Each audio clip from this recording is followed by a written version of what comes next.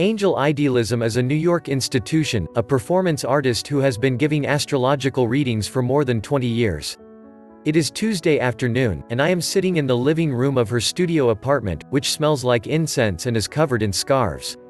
She's wearing a long purple robe and pink fuzzy slippers, and I have just paid her $350 in cash to read my birth chart over the course of 3.5 hours. I was lucky Eyedealism could fit me in at short notice, because in recent years her business has exploded. She can barely keep up with bookings.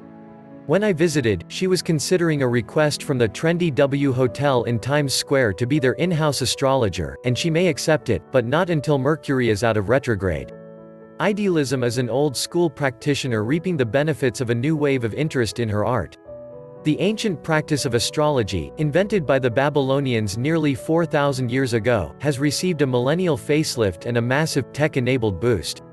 For the first time since the 1970s, young people are talking about sun, moon and rising signs in polite company, and market demand seems, well, astronomical. Americans alone are spending upwards of $2.2 billion annually on mystical services.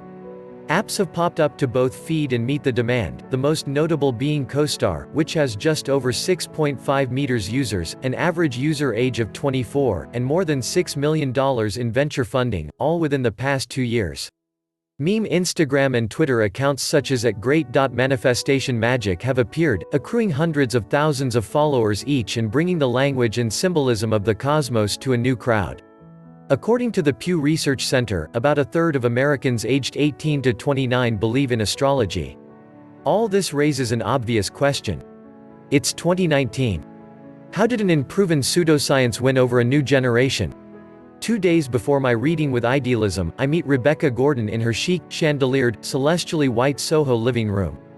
Dressed for a yoga class in all-black athleisure, Gordon is the astrologer I'd send a skeptic to. While Eyedealism does corporate parties, Gordon does corporate retreats.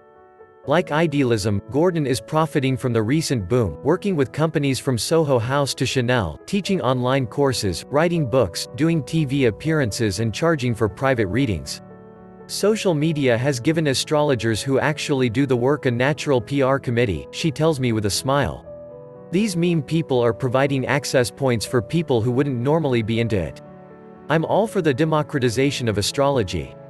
Gordon believes that young people's attraction to astrology parallels the generational rise in anxiety and technology addiction. According to Deloitte's 2019 Global Millennial Survey, there has been a marked deterioration of optimism among millennials and Gen Z, and a growth in both macroeconomic and daily anxieties. 60% of respondents said they'd be happier if they spent less time on social media. According to Gordon, astrology gives us a connection that humans used to hold more deeply, to the earth and the sky. We have lost ritual and rites of passage that all ancient cultures had, she says. Like eclipses, solstices, times where you can honor the earth.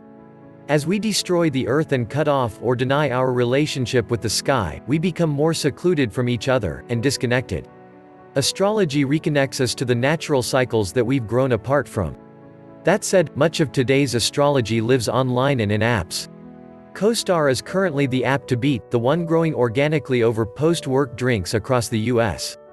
Both mystical and modern, it makes much of its use of artificial intelligence and NASA planetary data, which is fed into a proprietary algorithm.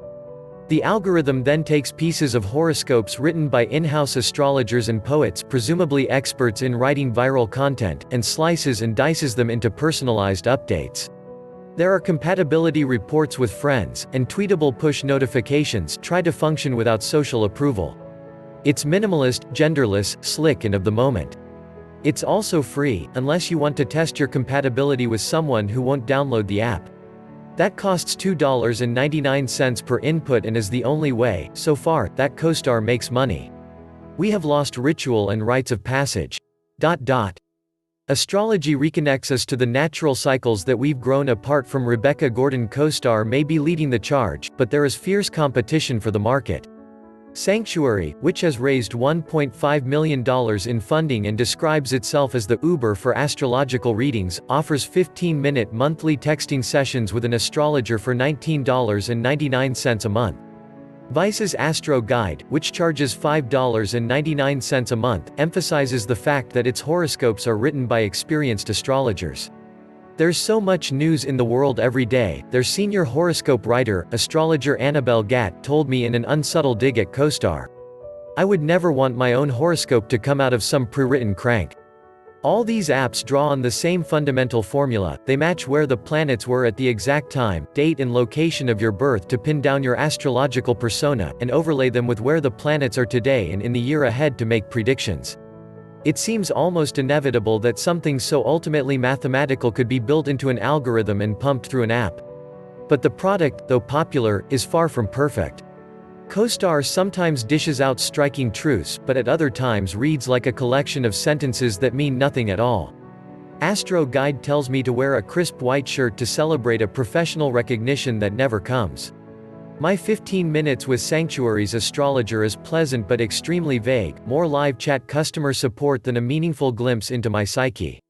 Please use the sharing tools found via the share button at the top or side of articles. For Banu Guler, chief executive of CoStar, astrology apps are only secondarily about astrology, they exist instead as an antidote to the toxicity of social media and as a way for people to communicate. We thought there was this opportunity to make a product based on astrology that actually brought people closer together, she tells me over the phone. Every week there's new research that says there's a direct correlation between hours spent on Instagram and incidents of teen suicide. Everyone's looking for tools that give them a way to have these conversations. Anargya Vardhana, a partner at Maveron, a venture capital firm that led CoStar's $5 million seed round, thinks niche, single-purpose platforms such as CoStar will thrive as social platforms like Facebook and Instagram get unwieldy in size and purpose. I ask her why she invested. The early growth and engagement were really impressive, she says. Even in its early days, CoStar was quickly becoming the brand around astrology. It's allowing people to ask the right questions, think about different aspects of life in a more in-depth way, then use those snippets to have deeper and more meaningful conversations. Please use the sharing tools found via the share button at the top or side of articles. Most professional astrologers I spoke to had little patience for the question of whether astrology is real. Enthusiasts describe it as a tool to help people discuss their lives and relationships, and find its scientific credibility entirely besides the point. Here they have something in common with Carl Jung, founder of analytical psychology, who believed that astrology's correlations to reality were coincidental, but considered it the psychology of antiquity, one of the oldest ways of categorizing people into timeless archetypes. To him, astrology offered a useful shorthand for us to communicate our tendencies. Please use the sharing tools found via the share button at the top or side of articles. Astrology has experienced revivals before. Not so long ago, almost every newspaper, regardless of quality, would publish a daily horoscope. The tradition was born out of a wildly successful column published in the Sunday Express in 1930, attempting a new angle on the birth of Princess Margaret. R.H. Naylor, who wrote it, astutely predicted she would lead an eventful life. In the 1960s and 1970s, a new age resurgence of astrological interest ushered us into the Age of Aquarius, and even the Playboy Club employed an in-house astrologer. In the mid-1980s, U.S. President Ronald Reagan bolstered it again when it was revealed that he and his wife Nancy consulted a White House astrologer before important events. Humans have always looked for order in the chaos of daily life, but they may search more urgently at moments of social and political instability. According to the American Psychological Association, 62% of Americans say the current political climate is a source of stress. With governments in flux, a climate crisis sparking international protests, brewing trade wars and rising student debt, it's no surprise that people are looking for reassurance. There are other social currents at work, too. According to Pew, 27% of Americans now think of themselves as spiritual but not religious, up 8% in 5 years. Astrology may be a form of spirituality that works for us now. Unlike religion, there's no moral code or sin, and it can be a convenient way to explain one's shortcomings. Sorry, but I'm a Scorpio. Astrology takes judgment and blame away, says John Marcasella, president of the New York chapter of the National Council for Geocosmic Research and an astrologer for 43 years. It certainly believes in both fate and free will, but it's bigger than just being screwed up because of what your parents did. Please use the sharing tools found via the share button at the top or side of articles. Marcusella is skeptical about the benefits of online astrology. There is nothing that can compare with an in-person reading, so long as you're dealing with a professional. No computer program, no website, no Wikipedia, no Googling. Because in person you're getting more of a counseling experience, a human experience. Along with the information you're getting some compassion, sympathy and validation. Only time will tell if tech can successfully scale up this ancient practice, and whether the current wave of interest will build or subside. For now, you could always ask an astrologer. To them, the answer is likely in the stars.